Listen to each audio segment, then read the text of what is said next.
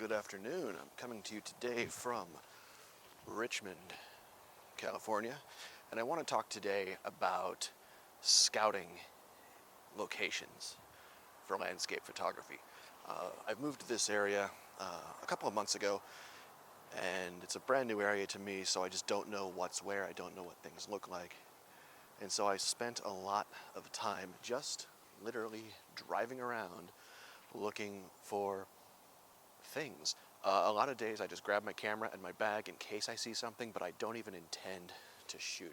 My intention is just to cover miles, cover ground, and just see what places look like, how far away places are, looking for side roads, trails, parking, access, just all of those little things. If I see something cool, I've got the camera there and I can take my shots and I can get something out of the day, but that's not the actual intent of the trip. The trip is just to see what's out there. I might cover 100, 200 miles in a day and not take a single photo, which sometimes can be frustrating.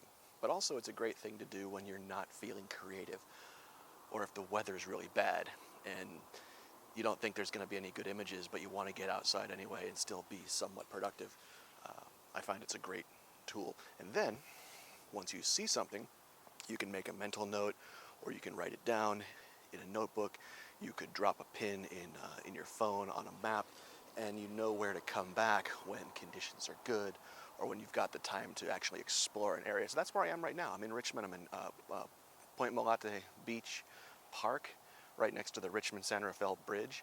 And I chose this area because it's a gloomy, overcast day, and there's a lot of really cool stuff sticking out above the water. There's an old shipwreck out here. There's a bunch of old wharf pilings. The tide is going out, so there's a lot of exposed wet algae and rock and sand. I think it's going to make a really neat composition. So now I'm just going to walk around and explore this beach and take a closer look at what I saw driving by a couple weeks ago, and I'm going to see what I can find.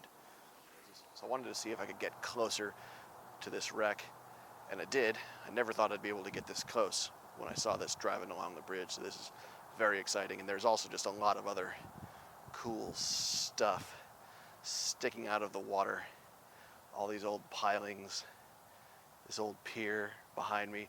I think I'm going to be coming back to this site a lot to work some long exposures. I've been really enjoying working with my polarizing filter and my 10-stop filter to do 2 and 3 minute exposures to blur out the water so it looks smooth like glass. If you saw my shot from last week of the Bay Bridge, I'm really starting to enjoy those shots. And gloomy, gray, overcast days like this are well suited for black and white photography and long exposure photography because you don't have those harsh highlights on the surface of the water. So I'm going to go scout out a composition, I'm going to set it up, and then this one I'm going to actually talk you through what I'm going to do. Stay tuned.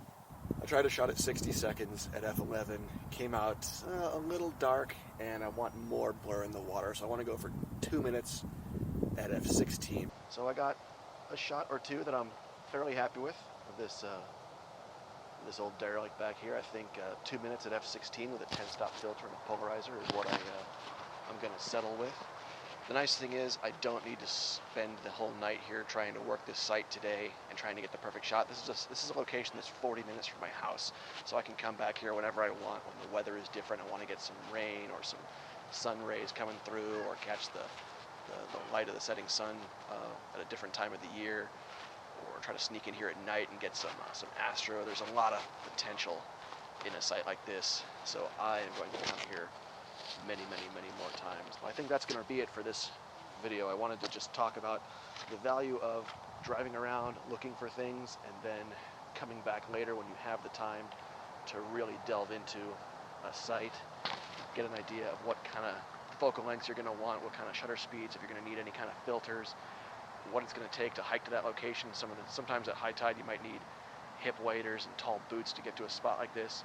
So come and take a few snapshots, get a rough idea of what the site can offer, and then you're going to be much more prepared when you want to come back to shoot some real photos. So any good location is going to usually require at least 3 visits. The initial just high-speed pass to see what's out there, detailed visit to see how to get into the sites and line up your shots, and then the final trip when you come in to really do your work. So I hope you found this entertaining. I hope you found it useful. Hope you found it educational. If you liked it, give me a thumbs up. Let me know in the comments what you want to see next time. And I will see you next time. Thanks.